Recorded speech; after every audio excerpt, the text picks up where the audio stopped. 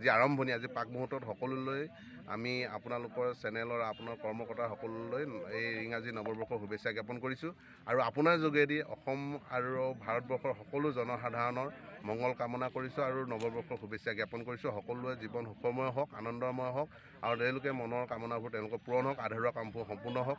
তাৰ লগে লগে ঐতিহাসিক ২৬ বৰ্ষৰ যিখন মেডাম মেফিখন আমি প্ৰতি বছৰে ৫ দিনীয়াকৈ অনুষ্ঠিত কৰা হয়। এইবাৰ আমি ৰাজহুৱা সভাত সিদ্ধান্ত কৰিছে যে ৰাইজে এইবাৰ ৩ দিনীয়াকৈ পাতিব আৰু ৩ দিনীয়াকৈ প্ৰথম দিনা আমাৰ সাংস্কৃতিক ক্ৰীড়া অনুষ্ঠান থাকিব, তাৰ লগে লগে সাংস্কৃতিক অনুষ্ঠান থাকিব আৰু পিছদিনাকৈ মুকলি সভাত মাননীয় মুখ্যমন্ত্ৰী ৩১ তাৰিখৰ যিখন মুকলি সভা হ'ব, মাননীয় মুখ্যমন্ত্ৰী হিমন্ত বিশ্ব শৰ্মা ডাঙৰীয়া উপস্থিত থাকিব আৰু সৰ্বানন্দ সোণোৱাল ডাঙৰীয়া উপস্থিত থাকিব।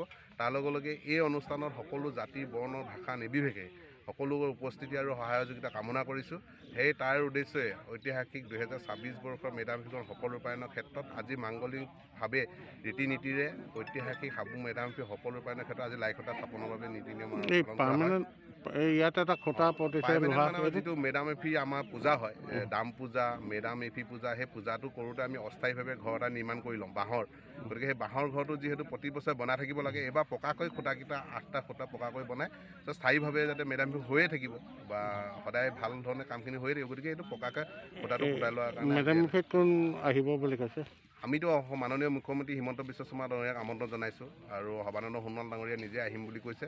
তাৰ লগে লগে আমাৰ অসমৰ বিশিষ্ট ব্যক্তি দয়ানন্দ বৰগোহাঁই, ডক্টৰ পুষ্পকে ধৰি বিশিষ্ট ব্যক্তিসকল উপস্থিত থাকিব আৰু বিভিন্ন জাতিৰ নেতৃত্ব ধৰা ছাত্ৰ সংগঠনকে ধৰি বিভিন্ন জনগোষ্ঠীয় সংগঠনৰ সংগঠকসকল থাকিব।